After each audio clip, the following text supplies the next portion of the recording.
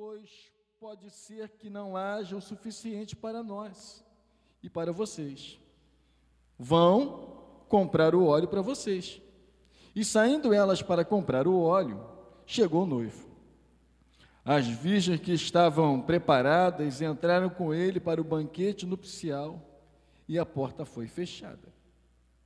Mais tarde vieram também as outras e disseram: Senhor, Senhor, abra a porta para nós. Mas ele respondeu: a verdade é que não as conheço. Portanto, vigiai, porque vocês não sabem o dia nem a hora. Amém?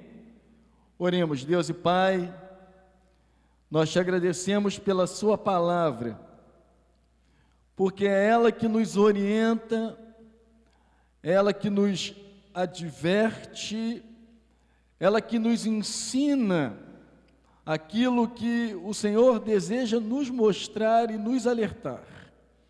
Fala conosco nessa noite, Pai.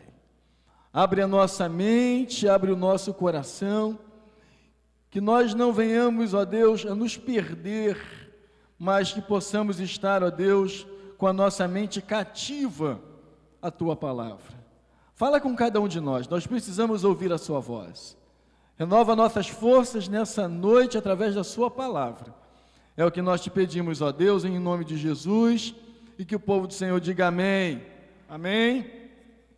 É básico, fundamental, nós analisarmos esta parábola. E no domingo passado eu falei o que era uma parábola. A parábola é uma história terrena com um significado celestial.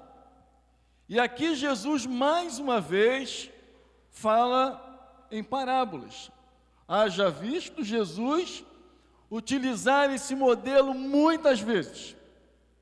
E a ênfase sempre de algumas parábolas era o reino de Deus, era o reino dos céus. Por exemplo, na parábola do credor incompassivo, está lá, é semelhante, o reino de Deus é semelhante. Na parábola do trabalhador da vinha, está lá, o reino dos céus ou o reino de Deus, não importa aí, é semelhante. Na parábola das bodas, o reino dos céus é semelhante. Na parábola da semente, o reino dos céus é semelhante. Na parábola do grão de mostarda, o reino de Deus é semelhante. Na parábola do fermento, na parábola das 10 virgens que nós lemos. Ou seja, Jesus estava falando do reino de Deus. O que Jesus queria que os seus discípulos entendessem era a respeito do reino de Deus. Mas, afinal de contas, o que é o reino de Deus? Romanos, no capítulo 14, no verso 17, Paulo escrevendo, diz que o reino de Deus não é. E o que o reino de Deus não é? E ele diz: o reino de Deus não é comida e nem bebida. O reino de Deus é justiça, paz e alegria no Espírito Santo. Ora, se nós vivemos no reino, obrigatoriamente a paz e a alegria do Espírito Santo precisa estar conosco. Porque o reino de Deus não é um reino político. Quando Jesus veio, ele frustrou muito o povo judeu, porque todos pensavam que o Messias seria aquele homem que lutaria contra os romanos, que seria um homem de guerra, que seria um homem que levantaria a espada, e Jesus mostrou que o seu reino não é esse, que o seu reino não se mostra dessa forma, não se mostrava desta maneira. Então Jesus frustrou os judeus, porque a intenção, o objetivo deles é que fosse alguém que viesse libertá-los. Só que a libertação que Jesus estava querendo fazer não era uma libertação material, mas espiritual. O reino de Deus também não é comida e nem bebida, ou seja, o reino de Deus não está condicionado às coisas materiais. Muito embora A ideia da igreja hoje, quando nós olhamos a igreja hoje, o papel da igreja mudou. Pouco falamos do céu, pouco falamos de construir coisas que nos levam para o céu, e muito nós ouvimos falar a respeito de como ter tesouros nessa terra, aonde a traça come. O reino de Deus não é, repito, comida e nem bebida, não é algo material. Muito embora o Senhor possa nos abençoar com toda sorte de bênçãos materiais, mas o reino de Deus, a implantação do reino de Deus não está condicionado a essas coisas. Mas então o que é o reino de Deus? Ora, se o reino de Deus não é político, o reino de Deus não é material, o reino de Deus então não é, em última análise, externo. O que é o reino de Deus? Ora, a Bíblia diz que Deus nos transportou do império das trevas para o reino do Filho do seu amor. E é bom a gente observar que o texto fala de império e fala de reino. Há um diferencial, o que é império, que está imperando, que está dando ordem, que está dando jugo, e o que é reino.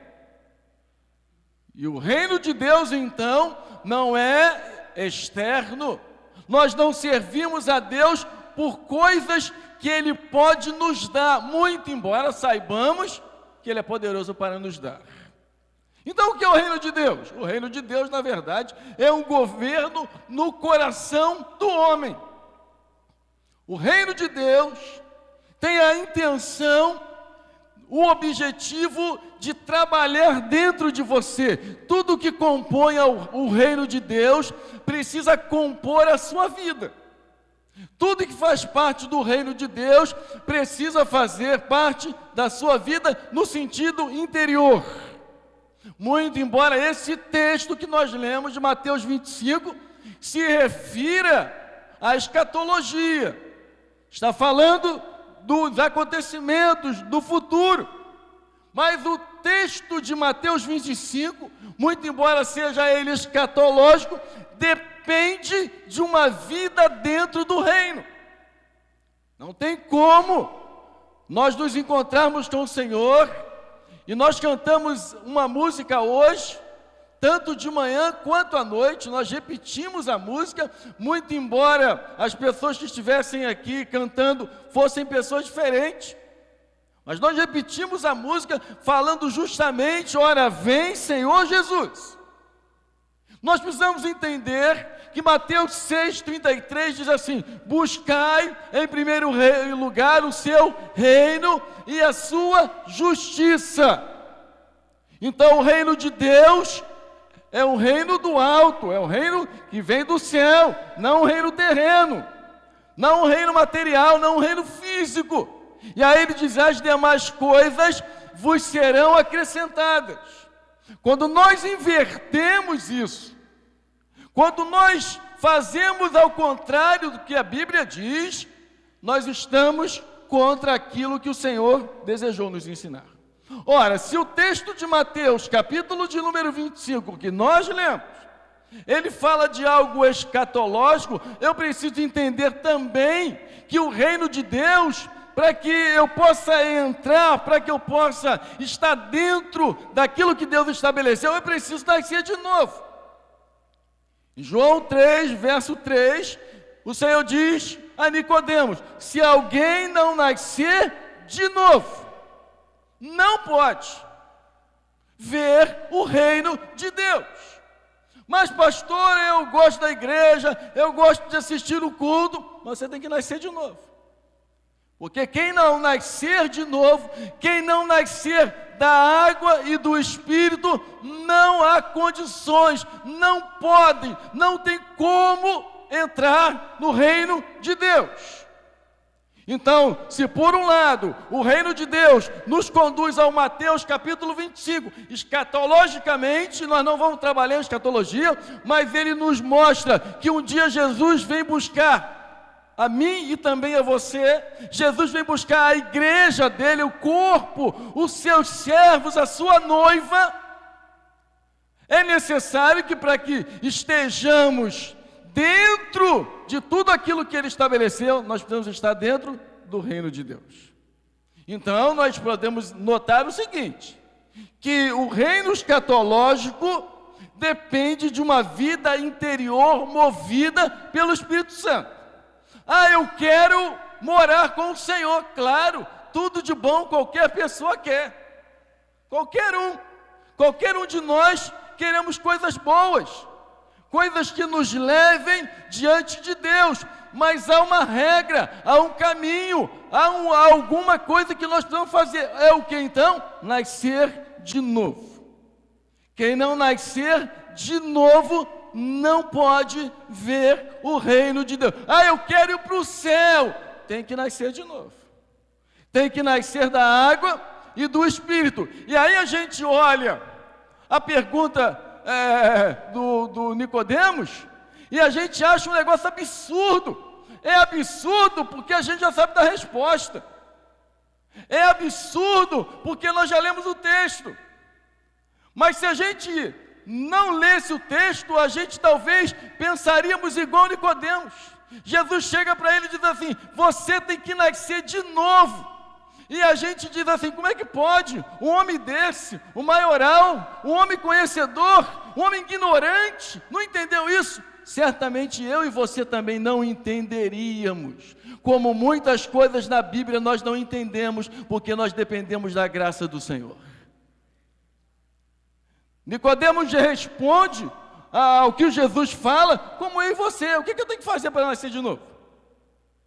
O que eu tenho que fazer? Entrar de novo no ventre da minha mãe? Assim, mas eu tenho a certeza, se nós não soubéssemos a resposta a algumas coisas que a gente lê na Bíblia, a respeito dos discípulos, de acontecimentos, a gente meu Deus do céu, esse pessoal era ignorante. Não era não, irmãos.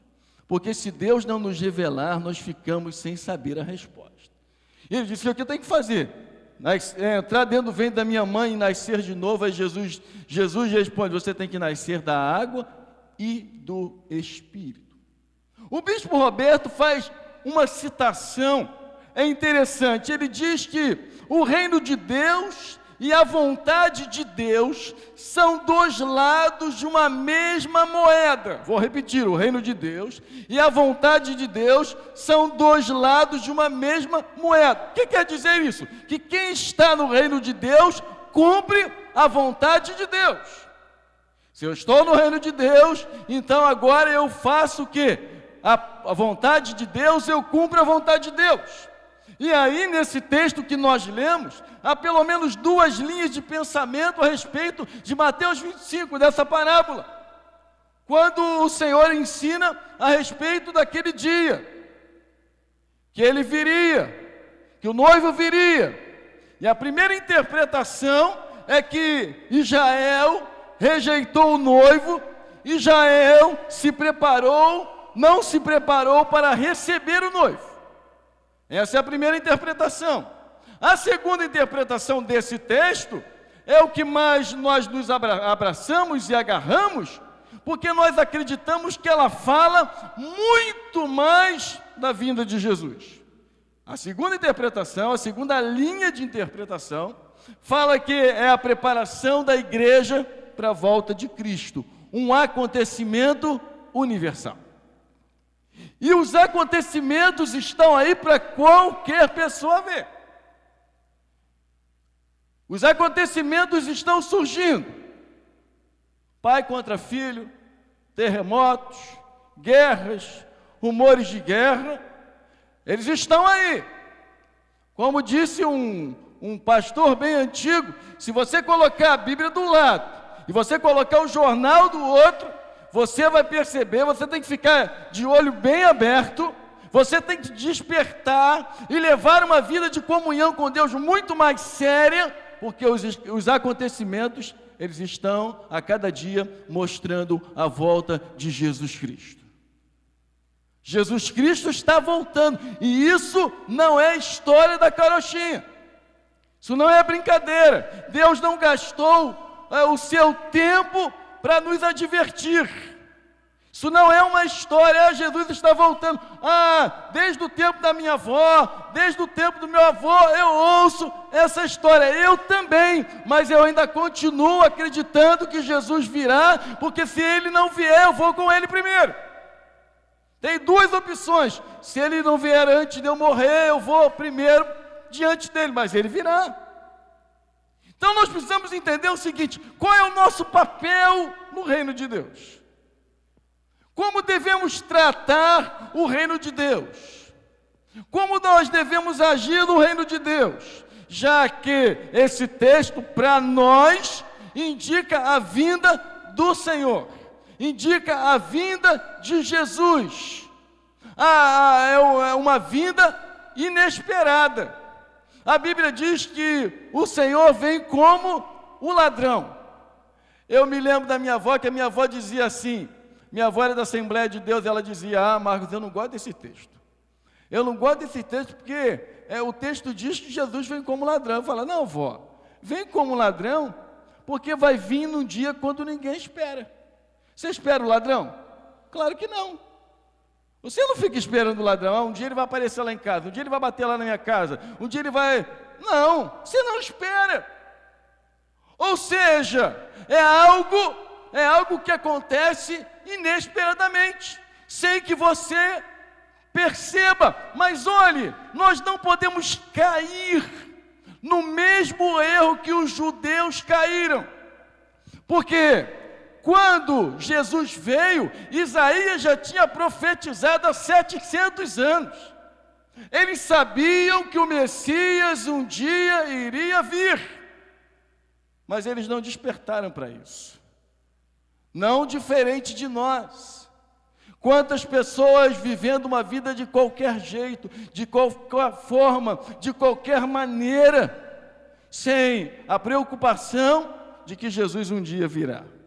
Então vamos avançar um pouco o texto, porque eu quero extrair algumas lições. A primeira lição é que Deus espera que nós sejamos puros. Por que eu falo isso? Porque quando a Bíblia fala das 10 virgens, ele fala de pureza. Quando se fala de virgem, se fala de alguém que não foi o quê? Uma mulher, geralmente, que não foi tocada. Ora, as virgens representavam a noiva de Cristo. Então fala de pureza. E como é difícil viver hoje, muito mais difícil do que há 20 anos atrás, ser uma pessoa pura. Tudo contribui para que a gente viva de qualquer forma, para que Deus nos aceite assim mesmo, porque afinal de contas eu sou pecador. E Deus tem que me aceitar assim. Nada disso. Nós precisamos ser pessoas puras. A nossa mente precisa ser pura. E como isso é difícil? Como é difícil ensinar os nossos filhos hoje a ter uma mente pura, uma mente sadia, quando eles têm na mão tudo aquilo que muitas vezes não está ao nosso alcance. Como é difícil viver uma vida pura, mesmo estando dentro da igreja. Mateus, no capítulo 5, verso 8, diz assim: bem-aventurados os limpos de coração, porque verão a Deus. Não é qualquer pessoa que vai ver Deus. Não é qualquer crente que vai ver Deus. Não é qualquer uma pessoa que vai ver o Senhor, não. Os limpos. Bem-aventurados, do grego macários, felizes, alegres, abençoados, os limpos de coração. Ora, as pessoas que têm o coração limpo, e aí a gente pode dividir o coração limpo em dois tópicos. Primeiro, coração limpo a respeito das pessoas que convivem conosco, das pessoas que fazem parte do nosso dia a dia. Será que a gente consegue viver bem com as pessoas que fazem parte da nossa família? Ou será que a gente diz assim: se fulano for na festa, eu não vou. Se fulano estiver lá, eu não estou. Se eu soubesse que ela iria, eu não estaria lá. Ora, isso não são provenientes do reino de Deus, que não fazem parte do reino de Deus. Ah, mas eu vou na igreja, eu sirvo a Deus na igreja, mas no dia de ceia eu sento de um lado, e se alguém sentar do meu lado, eu vou sentar lá do outro lado. Ora, que tipo de pureza nós estamos construindo? Que tipo de pureza nós estamos construindo? O que nós estamos fazendo? Nós temos, na verdade, a grande oportunidade de ver o Senhor, mas há condições, irmãos. Há condições. Onde quer que formos, há condições. Existem regras em cada lugar onde nós vamos. Então, o nosso coração precisa estar limpo em qualquer lugar. Em qualquer situação. Ele precisa ser um coração lavado, novo pelo Espírito Santo de Deus. Nós não podemos guardar coisa alguma com respeito a qualquer coisa, qualquer pessoa. E aí o salmista, no Salmo 51, no verso 10, diz assim: cria em mim, ó Deus, um coração puro, e renova dentro de mim um espírito inabalável. Por isso que o texto fala das virgens, porque as virgens simbolizam, representam a pureza.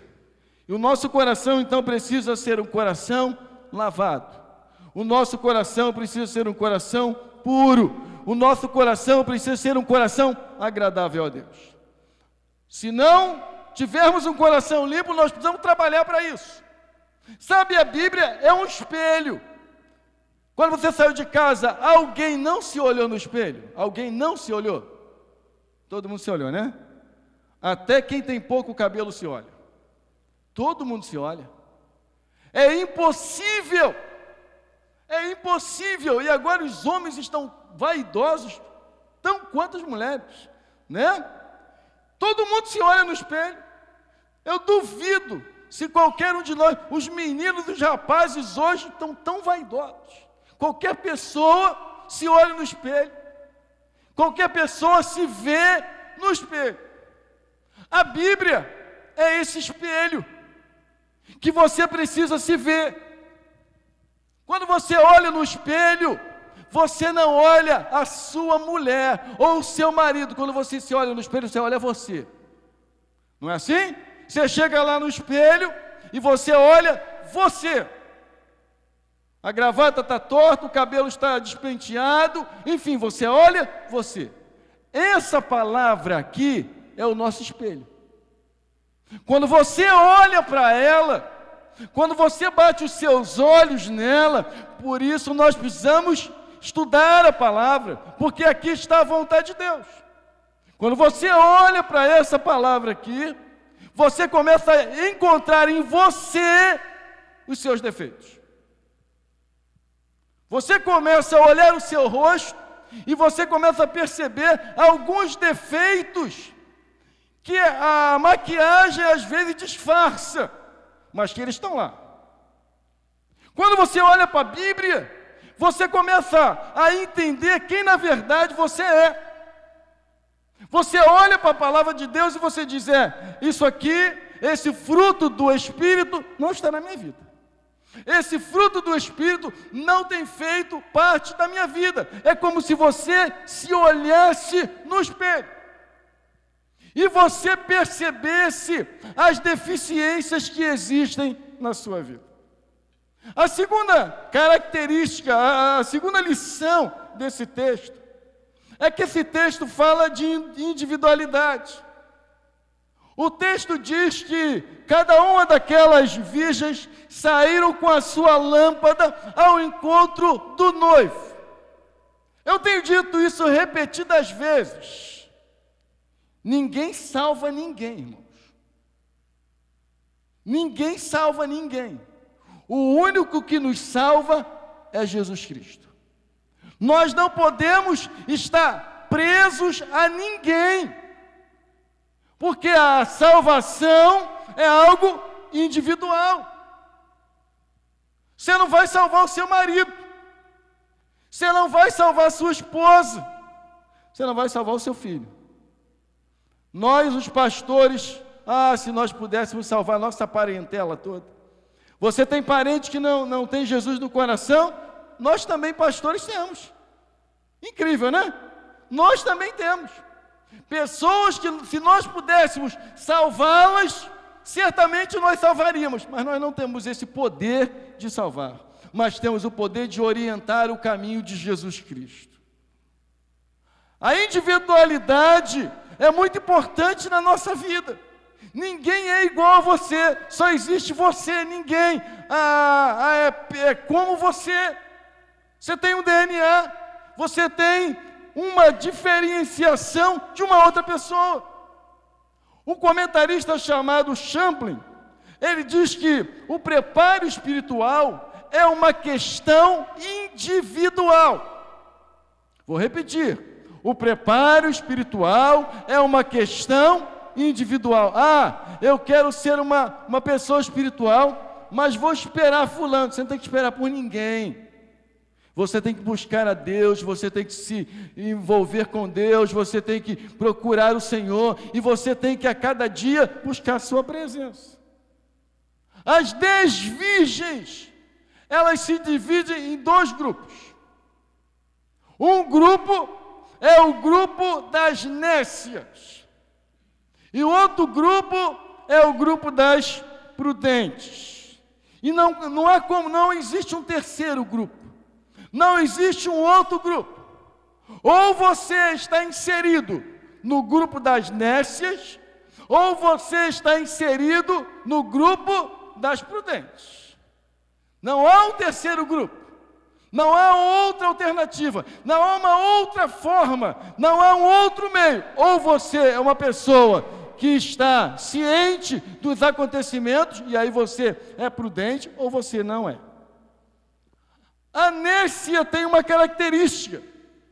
Ela, na verdade, representa uma pessoa desatenciosa. Ela sabia que o noivo viria. Todo mundo sabe que Jesus vai vir? Amém? Mas essas eram desatenciosas. Você já andou com uma pessoa desatenciosa? Você já viveu com uma pessoa desatenciosa? O verso 3 diz que elas levaram as lâmpadas, mas não levaram azeite. Por quê? Porque elas eram nécias. Na vida de muito crente, e o azeite representa o Espírito Santo, na vida de muita gente, falta o Espírito Santo, e quando falta o Espírito Santo, falta alegria. E quando falta o Espírito Santo, falta o prazer de estar na casa de Deus, de adorar a Deus e de buscar o Senhor. A alegria, meu irmão, pode ser roubada. Aliás, o certo é roubar ou roubar? Roubar ou roubar? O certo é não roubar, irmãos. A alegria tem sido roubada de nós. A vida está roubando a nossa alegria. Por causa de quê? Por causa das circunstâncias. As circunstâncias têm roubado a nossa alegria. A gente às vezes diz, como ser alegre em um mundo como esse? Como alguém pode ser feliz num mundo como esse? Como ser alegre na sociedade que é formada por homens de pedra? Nós nunca vivemos em uma sociedade onde as pessoas fossem tão duras, onde as pessoas fossem tão ruins.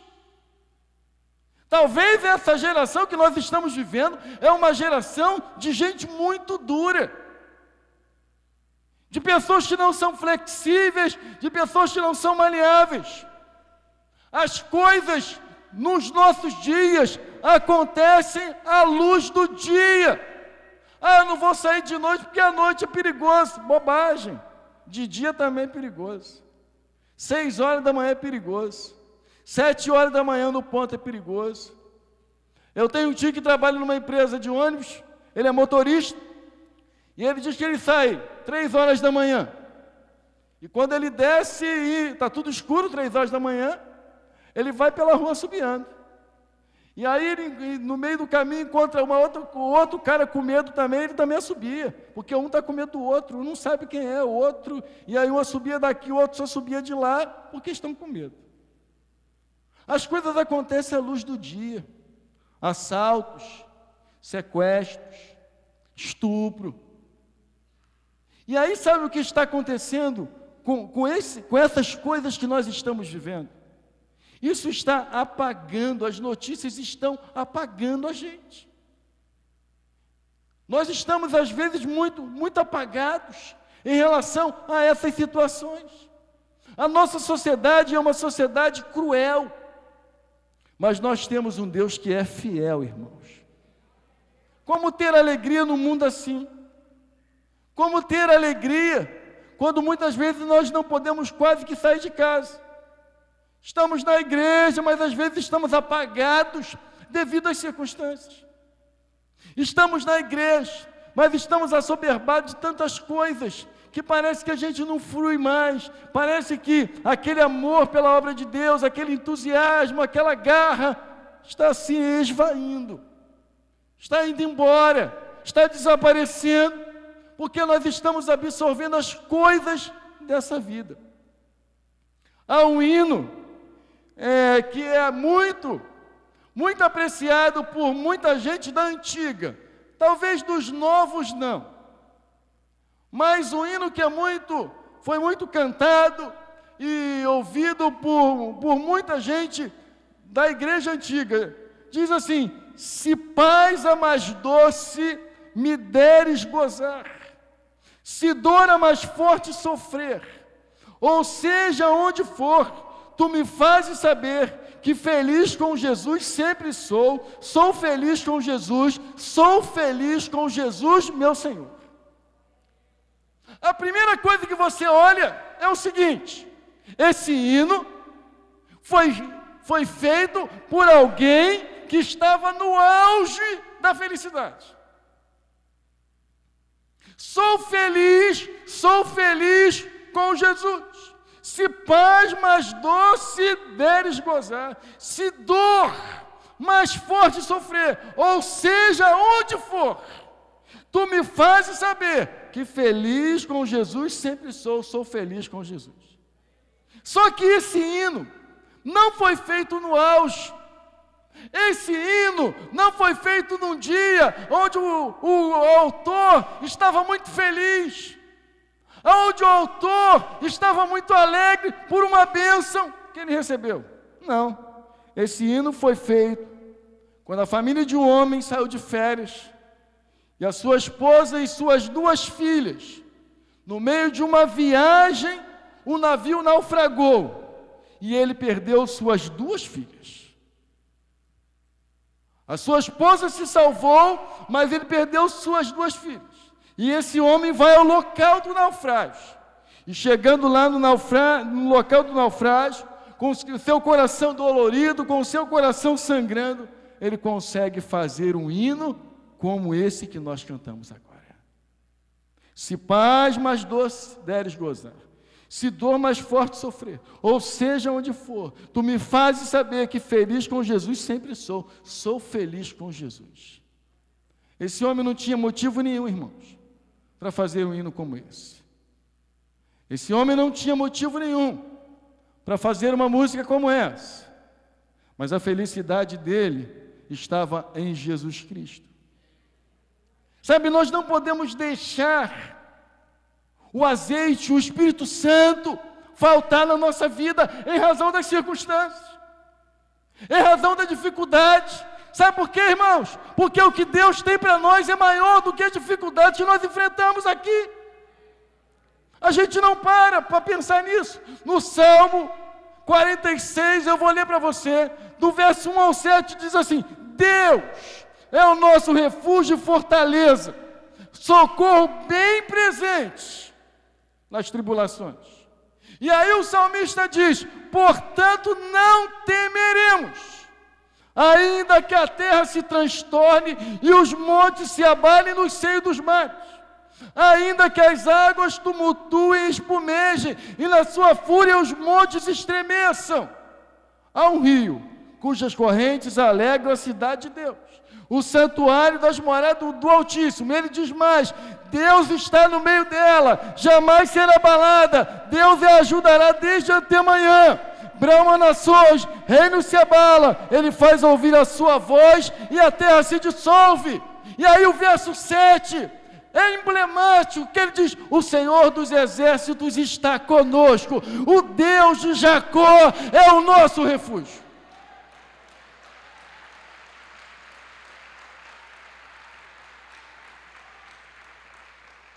O Senhor dos exércitos está com você. O Senhor dos exércitos está conosco. Ele está ao nosso lado. Você quer mais o quê? Você quer a presença de um homem frágil? Quão frágil você é? Ou você quer a presença de um Deus poderoso, de geração a geração? O Senhor dos exércitos está conosco, irmãos. Ele está com a gente. O que nós precisamos então é despertar. Não é só saber que Jesus virá, como as pessoas dizem: Jesus um dia vai vir, Jesus está às portas, né? Jesus está prestes a vir. E as pessoas estão falando de tantas profecias a respeito da vida de Jesus. Ótimo, mas o que nós estamos fazendo? Será que nós estamos nos despertando? Porque um grupo era o grupo das nécias, era o grupo daquelas que não tinham atenção, que sabiam que o noivo vinha. A oportunidade foi dada para dois grupos. E é interessante quando a Bíblia fala a respeito da vinda de Jesus, que sempre ele fala de metade. Dois estarão no campo, um será tomado e o outro será levado. Dois estarão numa cama, um será tomado e o outro será levado. Isso não significa que você vai estar com a tua esposa e você vai e ela fica, ou ela vai e tu fica. Não. O texto está falando como as virgens.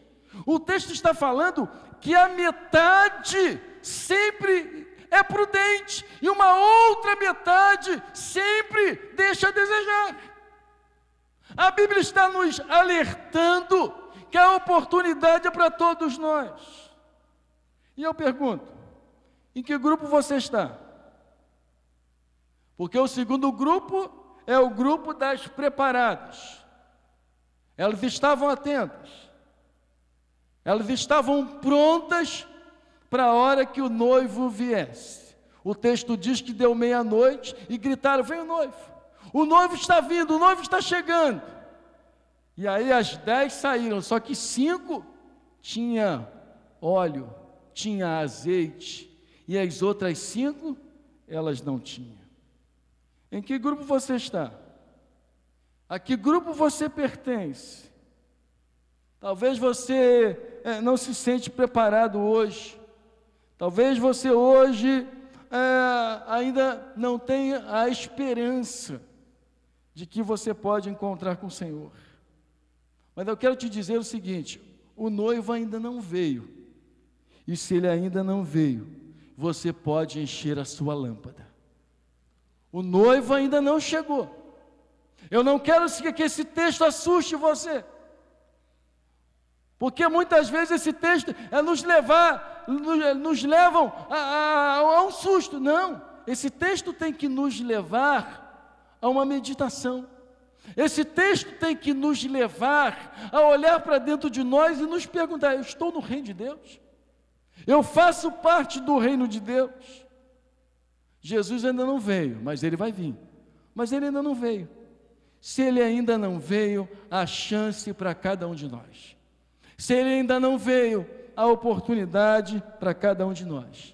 E você hoje, nessa noite, você pode reagir como alguém que se aproxima de Deus, que se aproxima do Senhor. Hoje, você que tem vivido uma vida onde as circunstâncias têm sido tão fortes, que você tem se esquecido de se encher do Espírito Santo, ainda há chance para você hoje, ainda há oportunidade para você hoje, ainda a graça de Deus vai te acompanhar ainda hoje, porque o texto fecha dizendo que aquelas nécias saíram apavoradas, desesperadas, e a porta já estava fechada. não tinha mais como entrar. E isso também é uma grande verdade. Isso é uma grande verdade. Hoje a porta da graça está aberta. Hoje a gente pode entrar no Santo dos Santos. Hoje nós podemos adorar o Senhor. Mas um dia a porta vai estar fechada, irmãos. E ninguém consegue abrir a porta que Deus fecha. A porta que Deus fecha, ninguém abre. E a porta que Deus abre, ninguém fecha. E Jesus é a porta que Deus abriu para nós. O diabo vai tentar a cada ano, quanto mais ele perceber que se aproxima a vinda de Jesus, ele vai tentar fechar essa porta, mas ele não vai conseguir, porque essa porta foi aberta por Deus, e a porta que Deus abre, ninguém fecha. E a porta que Deus fecha, ninguém abre. Talvez você esteja vivendo uma vida de desatenção. Talvez você esteja vindo na igreja adorar a Deus, mas você não tem levado aquela vida espiritual que deveria levar. Ainda há chance, ainda há oportunidade, porque o noivo ainda não veio e a porta continua aberta. Saia daqui hoje, deixando o Senhor transformar a sua vida. Saia daqui hoje na proposta de ser alguém prudente. Jesus vai vir, os sinais já apontam a vinda do Senhor, já apontam. E se ele viesse hoje? No domingo passado eu perguntei, se seu coração parasse de bater, né? Você crê que você iria para o céu? A minha pergunta hoje é diferente. Se Jesus viesse hoje, se ele viesse agora, você iria? Você tem certeza da sua salvação? Você tem certeza que iria morar com o Senhor? Ah, pastor, eu tenho. Amém. Talvez você diga, eu não tenho. Então, se você não tem, você pode sair daqui hoje, trabalhando para que você tenha a oportunidade, porque Ele vai vir. E Ele não vai avisar, Ele já está avisando. Os sinais já são avisos. Os sinais, repito, já são avisos do Senhor. Ele virá buscar a sua igreja. Não igreja local, mas sua igreja espalhada por esse mundo afora. Que você seja alguém prudente, que você santifique a sua vida, que você seja alguém que viva uma vida de pureza, porque é certo que Ele virá buscar a sua igreja. Amém? Curve a sua cabeça, feche seus olhos. Queria pedir o pessoal da música para poder estar aqui. Eles vão cantar aquela música pela terceira vez. Cantaram de manhã, cantamos agora, eu quero cantar mais uma vez. Pai amado e querido,